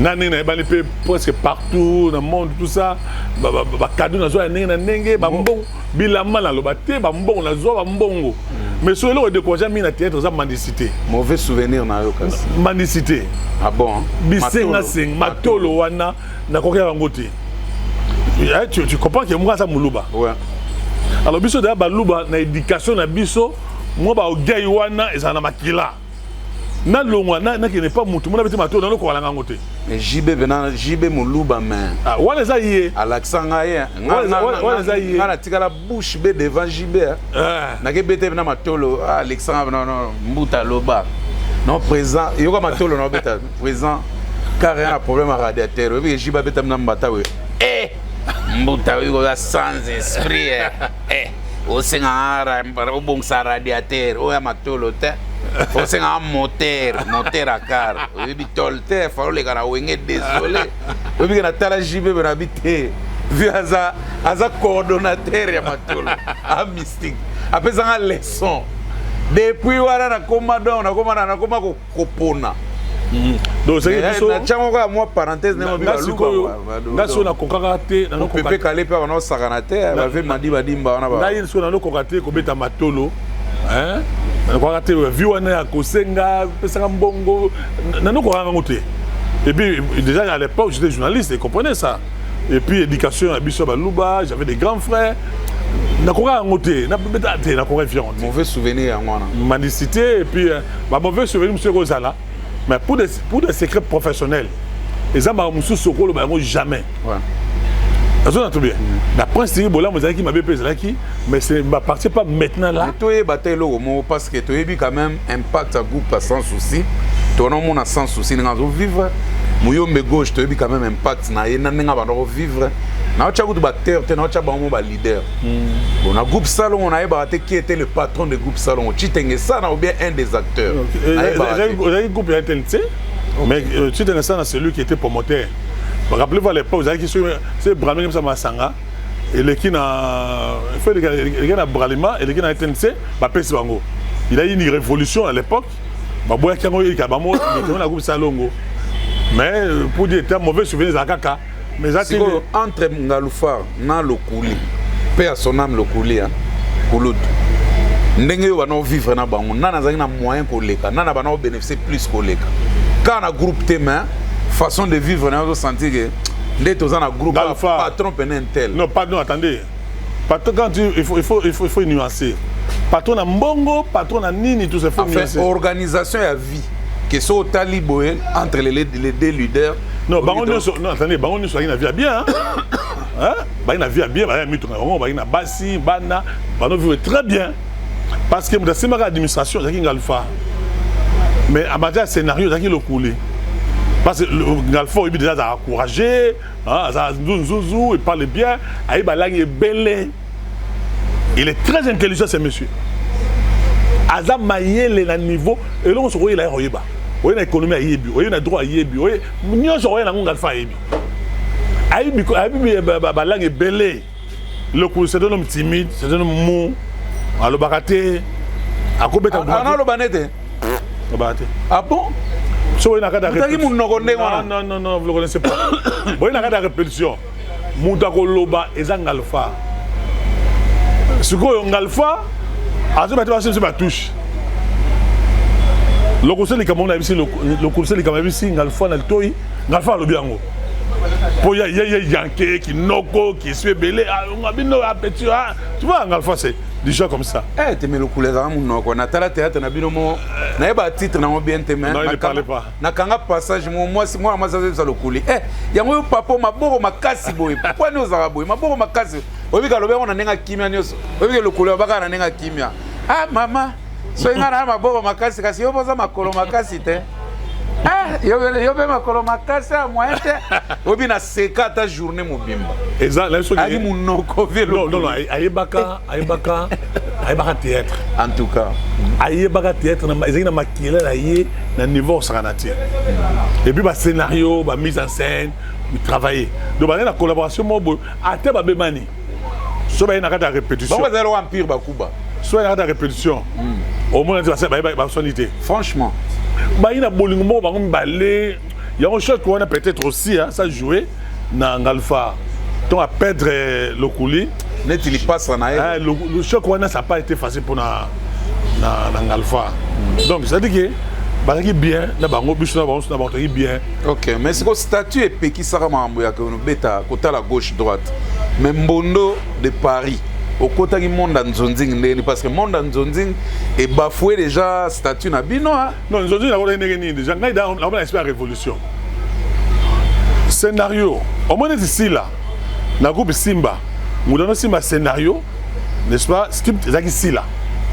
So, je ne sais pas en Alpha, aux gens à droite, il y a hôtel à Marabou commaté. Il y a à jouer. Mais il y a déjà un commandé la film, il y a Kala. Tu comprends ce que je veux dire? Tant que tu as pas de farde, non, il va y grand. Qu'est-ce qui s'est passé? Tu as un Diomo Bakoufa et Mango. Mango repose en paix. Alors, tu as Angleterre. À Bengaï. Navi Zaruponda, Navi MK. Tout ça, le scénario mobile. Il y a des salles de Zumbongo. Il y a des cocotiers, il y a des vis de Zumbongo. Il y a des bomani. Et ça, il y a des gens qui ont préparé déjà beaucoup. Na binga groupe fana longo. Groupe nga fana longo. Rémi Kilo la ko benga ngai. Tu connais Rémi Kilo là? Rémi Kilo là ouais. A benga na ko mele film. En Suisse hein. En Suisse. Na lemba benga yi na ko mele film. To komi na ye docteur touché. Moto za moto. Voilà l'époque comme metteur en scène à Zumbo on a payé ngai. $50, c'était à l'époque c'était beaucoup. Ah, ils avaient belé la cala. Et na ko ko na monde wana na zuku na bo jouer, bizarre to mo jouer, Amelou a benga na ko jouer pas Amelou. Et on a tout bien. Ndé na format matali ba film, ba scénario, ba mise en scène, na travail na et mais beaucoup na travail trop dans ba producteur. En coulisses, c'est comme ba film, ba scénario. Tu vois ça? Donc déjà au départ au baquet, tu vois dans mon Nzonzi, mais déjà on était en retard. Papa ba ninga na biso, et là on a groupe Simba et ici arrive à l'heure d'avance à côté de Nzonzi bien avant. Bah si ba yo kene sima. Ok. On a très bien. Vous remarquez Fatou Miracle dans un groupe anani. Fatou Aye bana na groupe nini. Ba moi za mona ka sabuté. Ya tchaka laté. Nazo baté. To bana tout ça bana ya Modero. Ah. Ba faut bana Modero tout ça pas Modero aussi c'était un bon metteur en scène hein. Abimisi pe bana belé. Non un bon metteur en scène. Non c'est Moté belé Modero. Na garçon za aller maboya ça publicité à Ficelle quelque chose ça na besoin de combo. OK. Donc metteur en scène va belé. Tu peux être un bon acteur, mais vous metteur en scène, vous êtes scénariste. Ok. C'est-à-dire qu'il faut un bon metteur en scène, vous êtes un scénariste. Quel est le bon zondingo yo sala et tigala pour na yo bon souvenir? Na ban zonding. Péché mortel. Péché mortel. Oh, le bino jouaka, il a fait phénomène libanga. Phénomène libanga, ouais. Hein, tout ça on a lemba. Rappelez-vous, jouaka makasi tout ça. Vous jouez ça bien, vraiment. Merci vraiment pour nous. Merci. Franchement. Donc nous sommes des metteurs en scène, nous sommes des scénaristes, mais tout bâtiment la biso, bah il est belé en commun. Hein, mais au tikate dans ce moment tout le monde a sollicité la minute. Non, nous jouons pas Karine Pala. Parce que comme il m'a non, nous jouons pas Karine Pala. Il y a deux films, acteur principal. On a joué à Zumbo, à Pessingaï, Faisation à Karine Pala. Je aussi la peur bien, on a joué à un film Naïm Moko. Bondo, pardon. Na période où ça il y a cassette, na y a CD. Na ndenge comme il y a réseaux sociaux, internet, il y a YouTube. Ouais, peut foot bien collé. Ah, mais à l'époque, si on a vu à l'époque, nous on avait l'argent, on avait plus l'argent que par rapport. Parce qu'à l'époque, ils allaient qui à l'époque, hein? Dans notre histoire, tu as placé dans le médicament. C'est un groupe qui a Kilimanjaro. Kilimanjaro, à l'époque, on avait 2002-2003. Base de salaire, $400. Natangwana.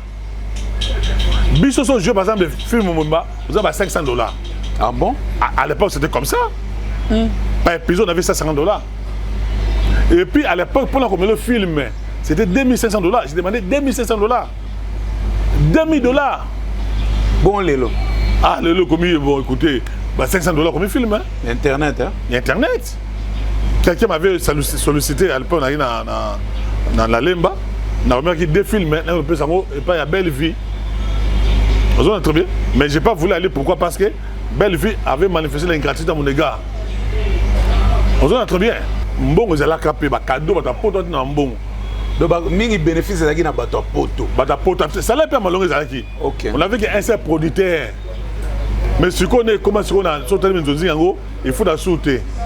Pour ba comédie ba on ba comme produire. Non, ba obligé. Non, ba comprendre le jeu, mais est-ce que ba on va jouer na bango va bénéficier. Les autres ont joué et attend sur $50, $100.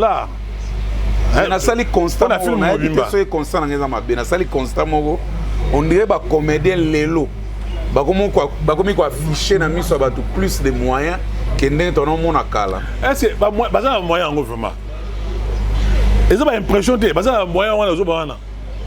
Ah bon? Mais on a moyen zaneni. Mudaza moi ndaku na ye, moi mutuka na ye, on a moyen. Mais à l'époque on avait aussi des mituka, ça problème te. Donc mutuka ça moyen te. Avec 3 000, 4 000, 5 000, 6 000 $, c'est ça. Pendant que vous avez une télévision, ça fait combien? Il y a un moyen. Bien, vous renouveler. Et puis, il faut faire très attention. Quand on a théâtre, vous avez bon, on a ça 200, 150, soit ça, par exemple, 20 films. À quoi sont avec ça? Donc, on va combien? Si tu fais tout un film, on peut ça $50. Mais nous à l'époque, quand tu fais tout un film, on a $500. Producteur, pour aller à un film, on a $2500. Moi j'ai demandé $2000, $2500. Les autres producteurs, on peut combien? YouTube, combien? Belle Vie, sauf les films, on a combien? Dans $500, $600. Ce temps, on a $600. Aujourd'hui, on a joué dans Bango. Ozu va metteur en scène, Ozu va scénariste, Ozu va caméraman, Ozu na bon combien? Combien na bango ko na bango la $500 wana. Tant super ko imposer atia bat na yena ka da film na yo. On fait d'abord sur $100 à cacher. On s'est trouvé que au sein des films, on tient à $50 et $100. Donc ça nous est le côté. En tout cas. Batazo aider batu mingi lelo, ils ont na poto. Ba fait belé lelo, au monde ba oiseau vibrer tout ça. Ils ont bon y a salaire té, y a motivation té. Aza mba demo la poto, atina ba mbongo, aza mba na poto, atina mbongo. On s'en a très bien. Ndeka ba bise wana vivre kala. Ndeka mission no vivre kala, ba sa poto ne ba sa la bato. Azala moyen même la poto, azala moyen pesio, mais sur ça avec ça ba sa poto, ne soit même la poto vu on est. En tout cas, Joséphine Ngamaou a obtenu $500, $1000. A-t-il besoin de l'agence? Betty Saïd a obtenu $300, $400, $2000 n'est-ce pas? Nous on a dans la poto non Gisèle. Kazéou, a bon tina non bondo, qui n'a besoin de $200, besoin $300. Tu vois, à l'époque, on a Nathalie Kanjinga, Blandi Moujinga, bon za na tangwana. Mais le loyo, c'est bon on sous. Ah bon. Oh ma campagne ma banga même na mikili. Non. Tu vas doser moi. Oui, mouton de gagner bon on appelle ça yo. A besoin de $500, $1000. Merci vraiment, merci Mondo pour ma invitation à Bisso. Et ça partir remise parce que ndeto yambi au bon que tu vas réclamer auto zone là en tout cas n'avez que vous hésitez te zone là bas. Non, je suis là bien que na comment musika. Ouais. Biso la complexité. Tout le voya biso to ya bena kuna. Na ma la bibwa. To ya na bibwa. Na ndimana soma moi parti dans ndako kuna. Na za quand même à l'aise. Ouais. Na za complexité parce que d'avant la commune nyonso lemba kasavu matongi tout ça. Donc on a bon marché mais na moi non. Na zo mon pepe kuna. Papa, so dis moi moyen ko hésiter hein. Ouais. Moi terrain na yo tout ça, so moi terrain na yo, moi 3000, moi 4000, $5000. Au lieu de finir na rato so naka. Tu vois qu'il y a 10 à 15 ans, bah c'est que vous avez le lot, vous avez sauté. Qu'est-ce que vous avez investi dans le salaire? C'est ça. Et puis ensuite, normalement, on travaille comme expert. Il y a un projet, il y a un ONG. Là, je suis secrétaire général de la Fondation Yula Colombe. Nous avons besoin de poser ça ONG nayo, ASB nayo, au contact ngai, na comme le satin nayo, qui m'a donné l'intérieur, na zone mikana nyonso, n'est-ce pas? Et puis au sein de l'euro nayo, tout le monde travaille quand on a pour tout vivre. Vraiment. Pour être sûr que comment moi passe pour nous vivre nango. À quand les retours de tournage na chaîne nao? Nazo proposer le rosala ngabona d'abord nazo luka na banda je crois peut-être le mois prochain. Il faut vraiment la zone là vraiment comme ça ba émission. Là cette fois-ci, on travaille beaucoup dans l'émission politique, n'est-ce pas? Parce que ça fait très longtemps je vais travailler trop dans les émissions politiques. Bah émission qui tire à peine au travailler. Donc on a aussi un bateau. Vous s'abonnez massivement dans Mbondo Sakola TV. En tout cas, Mbondo Sakola TV. Mbondo Sakola TV. On doit s'abonner vraiment. Vraiment. Et puis, on a aussi une analyse, une émission. Il y a ma casse la chaîne Nangaï. Merci vraiment. Et après une année et demie, on va liboser cette émission. En tout cas, merci de nous avoir honorés. Oui. On va dire non, comme vous avez dit, on a rappelé l'émission. C'est pas ma casse na bino. Na bunga pe bana kanaba la poto na pe souté. Bana fait bon ngate. Émission. Mais vous permettez que les numéros soient affichés? Oui. Aux on a posé ça au Bérangaï. Ils ont 43 9 94 77 65 75. Ils ont 43 9 94 77 65. Vous avez posé ça au Lobamonte pour dépôt. Bonjour numéro déjà. Donc si au Bérangaï, vous encouragez un conseil, vous avez bien. Merci beaucoup. Ce que là-bas qui m'a bé, bateau Limisangaï. Hein? Tous les biso abiso. Merci. Kofinga na totika, kochola totika na, tous les musala. Merci beaucoup. Merci Mondo en tout cas. On était là avec Mondo de Paris. Docteur Vouvou en direct des États-Unis. Docteur Vouvou Manté canapé sur Bambo Tato. Au Outaki vacances et l'équipe très bien. Merci vraiment pour l'attention quoi. Donc on a sugi na la base il banga te caméra il banga. Oh mon bois qui a. On dit bois qui ouais musicien mais bon. Couloir de fond moi la base mbo de pas Élysée Elia Kabula. Hein, toi tu sais, toi tu connais, tu es ma sœur vraiment. na ingénieur Mouya Tusungula grand frère na Rambo propre na pasteur François Lungendi na Madebo et na bosé Tatu Louise Mayanga na bosé ba Union ça se fait na Mondo de Paris et na bosé José Kiningina Mao yo yebi et puis Betty Saïdi na bosé yoté Gisèle Kazéou na bosé binoté na fonga pe ba takeaway na ngai. Ah bon? Je me suis lancé dans une activité commerciale aussi. Ouais bah shawarma. Voilà. Tu dans d'aller chez Aubergine. Hein? Chez Aubergine. Chez Aubergine. Oui, on a côté à Selekuna. Le côté nous shawarma. Oui, chez Aubergine. Ah bon? Ah oui, il faut se lancer dans certaines activités et permettre de se vivre.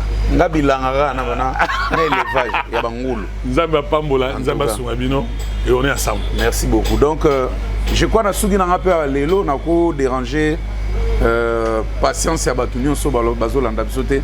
Schumann na peso bambota trop Schumann assister biso bande bandelti suka garçon mo malamu muté malamu yé pe grand homme d'affaires Schumann bambote na on a dit que Platini plata place de tourner avec pas Platini ils na toute année juste quand na sima ya hôtel Neema na Inga à côté de terrain municipal ah tozana tout terrasse propre il y a propre magamunio c'est propre donc en tout cas plata ayamba batu bien garçon gentil ngapena donc kini mo mona ya bien za ngwa ouais bye utalika soe osali eloko monene empasoka mwana chango yo kila nango doucement mwana chango yo kila nango doucement bagwa mutalika so kila nango doucement balikole kila nango doucement biloko mutalika so alinga yo babengi liboke liboke liboke